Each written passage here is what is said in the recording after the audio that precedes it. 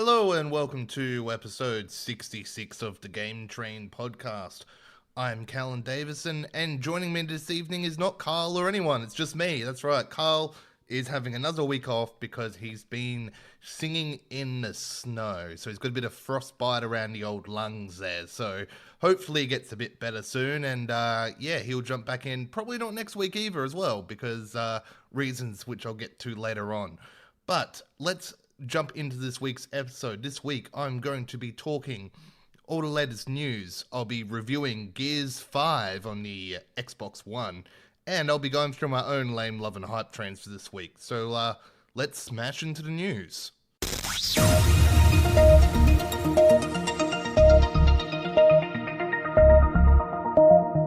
Nintendo have shown off a trailer for that weird ring thing they showed off the other day. It is called Ring Fit.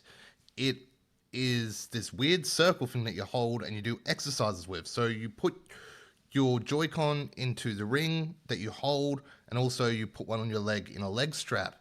And they're showing it off that you play through this adventure game by doing exercises. So to move your character, you have to jog on the spot. To fight enemies, you might have to do squats or sit-ups, things like this. So it looks kind of interesting for people that want to try and get fit while playing games. So it's called Ring Fit, and it is out the 18th of October this year on the Nintendo Switch. Dragon Ball Z Kakarot is coming out the 20th of January 2020, and it's now been revealed that the game will go all the way up to the Boo Saga, which I'm really excited about. First, I thought it was only going to go to the Frieza Saga, then they showed Cell Saga footage, so I'm happy that it's going all the way to the end of Dragon Ball Z, and I'm actually getting quite hyped for this game now. I'm very excited for this, so bring on January 20th. Also, Final Fantasy VII Remake got a new trailer, and this game looks epic. I cannot wait for this game. This trailer looks amazing. I was so excited when I saw it. It's got all the Turks in there. It's got Sephiroth in there, Cloud, Tifa, Aerith, all the gang. It just made me really excited for the game. I'm super hyped for this game now. It is out in March 2020 on the PlayStation 4, and I just cannot wait to get stuck into this remake of an absolute classic RPG. Much to everyone's excitement, Super Nintendo games have been added to Nintendo Switch Online. That's right. They are going to stop probably putting Nintendo games on there and just going to go with SNES from now on. So they've added 20 games, including classics like Super Mario World and I think Super Mario World 2, Yoshi's Island, Super Metroid, etc. Link to the Past. Go check it out because, yeah, awesome games, great little system to be able to play all that on your Switch on the go. Very exciting stuff. Xenoblade Chronicles 1 is also coming to the Switch. So Xenoblade Chronicles 2 fans, go check that out because the second was quite good, but the first one came out years ago on, I think, on the Wii U or the Wii. And yeah, it's finally getting ported to the Switch, so that's exciting for Xenoblade fans out there. And also, Capcom have announced a new Resident Evil game. It is called Project Resistance, and it is a team-based shooter game. So the Left 4 Dead style sort of game, and that's going to be out next year. So that's a different way the series is going. I was a bit disappointed not to see a Resident Evil 8 or Resident Evil 3 remake announcement, but I guess we'll have to just wait and see on them.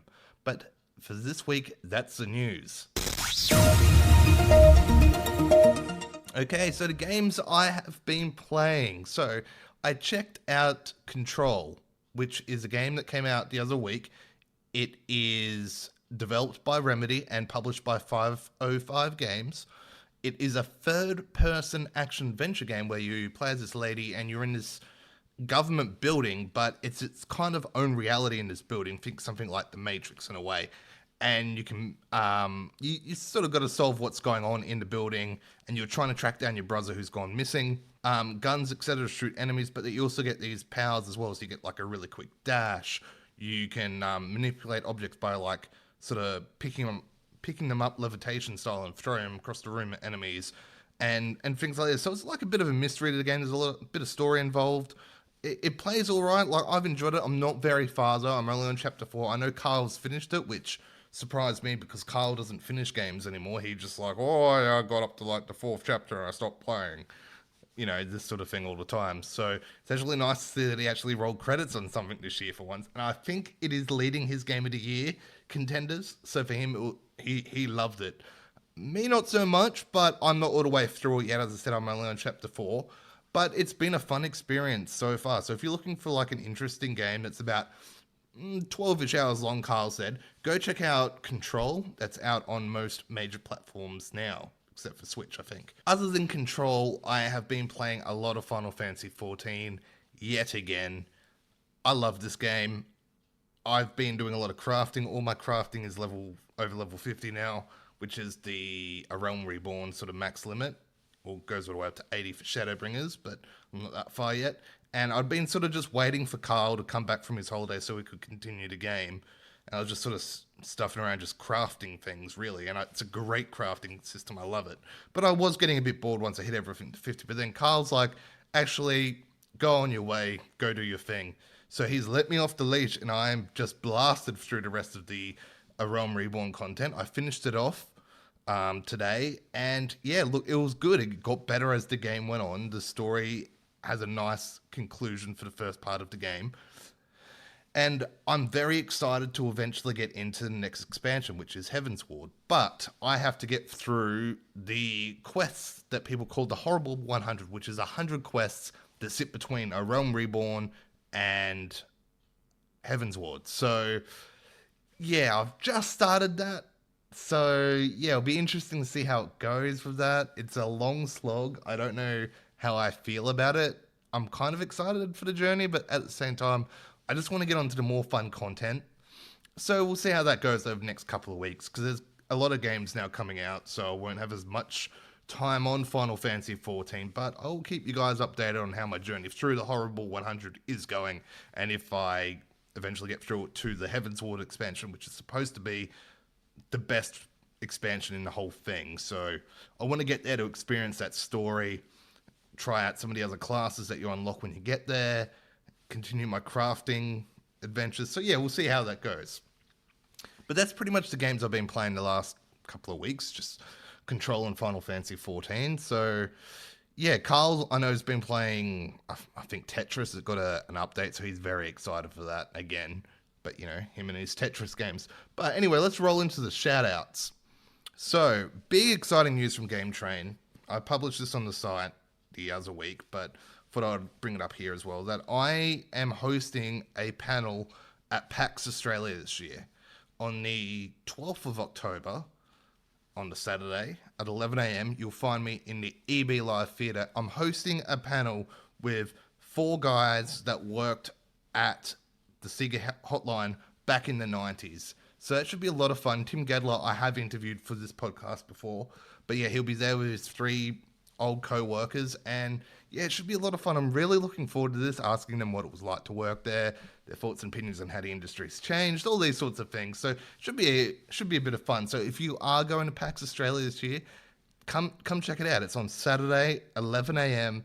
in the EB Live Theatre. I'll be there doing the thing.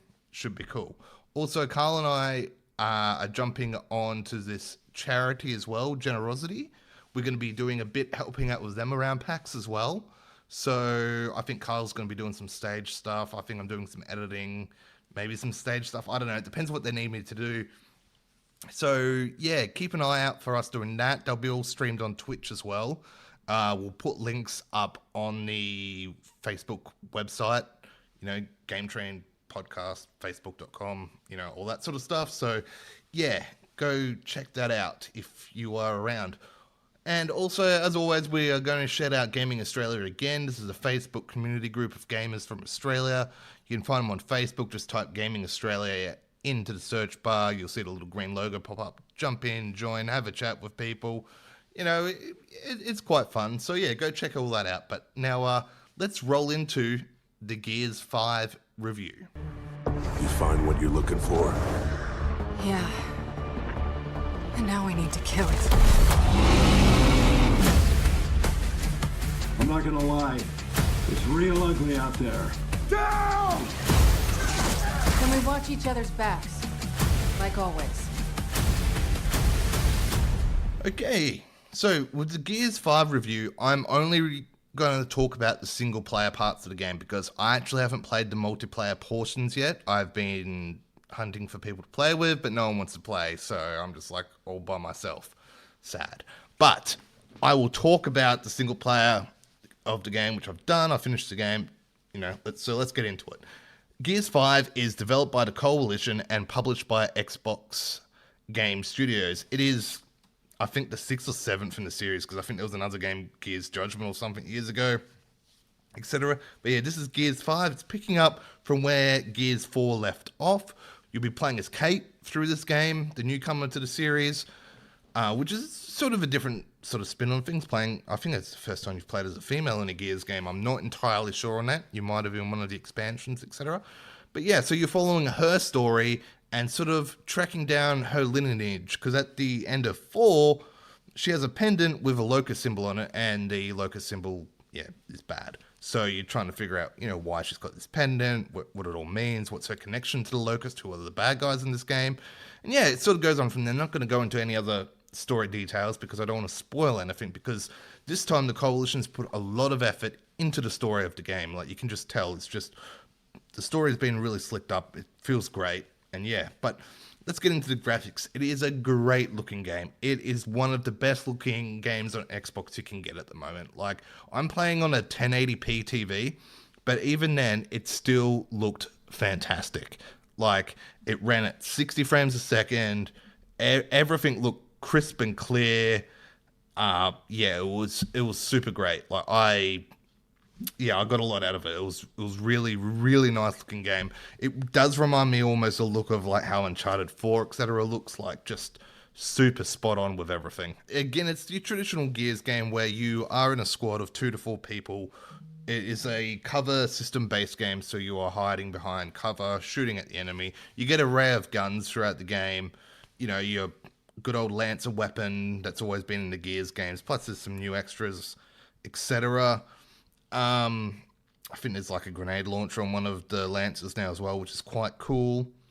Also, you've got the robot Jack following you around this time, and the newest thing with him is that you can actually upgrade him throughout the game. So he gets different abilities throughout the game. He gets like shields he can put up for you. He can make you invisible. He can make you super strong. He can stop the enemy in their tracks with like ice and lightning, etc. So yeah, and you get like little, what is it? It's like little components that you upgrade him with throughout the game, and you can make his skills better. It's really cool. It's a nice little spin on things, that there is a little side upgrade system in the Gears game, which there really hasn't kind of been before, I don't think. I don't think there was in 4, which I played through, but yeah, so that's pretty cool. But the biggest change to it actually was that the game has been very much a corridor shooter, that you go from room to room, area to area, shooting enemies. But this time they actually added in some open world elements. So in a couple of the chapters in the game, you get on this skiff, and you're pretty much given free reign to either go to the objective or just travel around and explore. And you can find like downed planes and old wreckages, old abandoned buildings. You can go in there and find upgrades, kill enemies, bit of extra story stuff. You don't have to do it, it's all optional, but it was nice to see that semi-open world that Uncharted had, God of War had.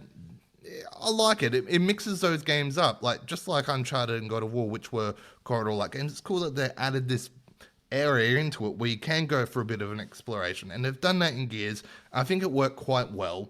The skiff is fun to cruise around on. You actually didn't find any enemies on the skiff, even though it's got like guns, etc. That was a little strange. I was hoping for like, chase sequence on the skiff with something. You got to shoot. I don't know. I think that would have been fun. But yeah, I hope they do it because there will be a Gear 6. The way the game ends, it's going to go into another game. It ends on kind of a cliffhanger.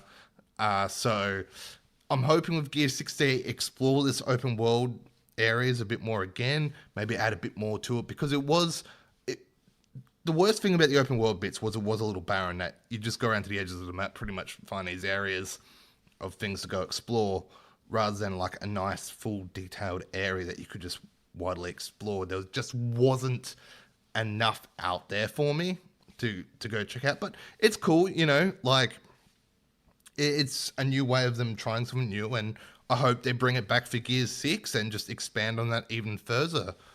But yeah, it was a nice change to the normal Gears formula. All right, so yeah, look, it was a really enjoyable game. It's a pretty game. It ran well. The story was cool, and I'm gonna give it 9 out of 10. You remember me? Now's the fun part, bitch!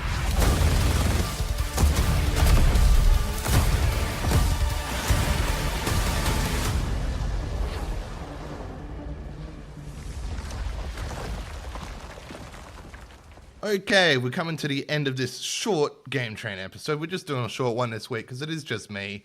And yeah, you know, Karl will be back when Karl is back, as Karl does Karl things. But, you know, as always, you can find us at facebook.com/GameTrainPodcast. We're on Instagram at GameTrainPodcast. We're on Twitter. I've been doing a lot more twittering, tweeting, etc. these days. Jump on Twitter. We're at Game Train Talk. Follow us on there. You've got over 250 followers on Twitter now, which is nice. And yeah, get involved in the conversation on there. But let's finish off the episode, as always, with the lame, love, and hype trains. And first up is the lame train.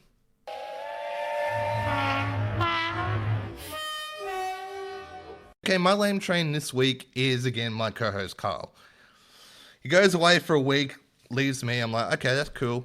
You know, waited for him to come back. I'm like, yeah, let's record an episode. He's like, oh, my voice is all broken from the snow. Oh, boo-hoo, Karl. I'm like, okay, cool. How about we record an episode next week, Karl? Oh, no, I'm moving house, he says. Oh, cool. Thanks, Karl. No, I'm just messing with him. But yeah, he's my lame train this week.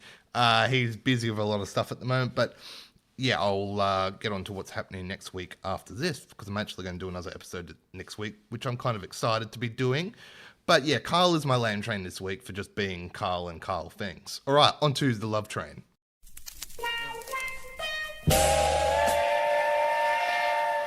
All right, on to the love train. And my love train again is Final Fantasy XIV. I've been enjoying this MMO so much. Like, I'm just very, I don't know, involved in it. I actually jumped on World of Warcraft Classic, played it for 5 minutes, went, nope, was out again. Like, it wasn't my thing anymore. Final Fantasy, I'm enjoying the journey. I'm interested to see where the story goes. I've just really been loving the game again. So it's been sort of my time out game for myself for the moment, which has been quite good for me. I've been enjoying my time with it. And now let's roll into that hype train. Hype train. Boom. All right, so my hype train this week was going to be Borderlands 3, which is out this Friday. I'm kind of excited for it. I played it at the Melbourne Esports Open the other week, which was pretty cool. I had a 15-minute demo, played fine. Was going to be my hype train until I saw the Final Fantasy VII Remake trailer. Oh my gosh, Final Fantasy VII is one of my favorite games of all time. When I heard they were doing a remake, I'm like, oh yeah, cool, yeah, that could be cool. And then they're like, oh, part 1's Midgar only, and I was like, sad face. And I wasn't as hyped anymore that they're doing it in multiple parts. We're only going to be in Midgar for the first part. Somehow they're going to stretch it into a 30 to 40 hour game. Then I saw this trailer, and my hype just went through the roof. They had the Turks there, as I mentioned earlier. It just looks so damn awesome, this trailer. Like, it's really hard to explain it, but I was very excited when I saw this trailer. Even though it's only set in Midgar, I'm still super hyped for it. I'm interested to see how they do set it over 30 hours or whatever they want to do it as, and how they'll do a part 2, and where part 2 will go in the storyline, etc. But yeah, that Final Fantasy VII Remake trailer, it's all about that this week for me. So super excited about that. But that brings me to the end of this episode, and as I alluded to before, Karl won't be on next week's episode. We are going to do one next week, Borderlands 3 review, so the new looter shooter, which I will be checking out later tonight. But it looks like I'm going to have a special guest co-host next week, is Mrs. Lalante, who has been on the Game Train podcast with me before. So I'm excited to have her on there next week in place of Karl, so it should be a lot of fun. So check that out next week. But yeah, this is episode 66 of the Game Train podcast, signing out.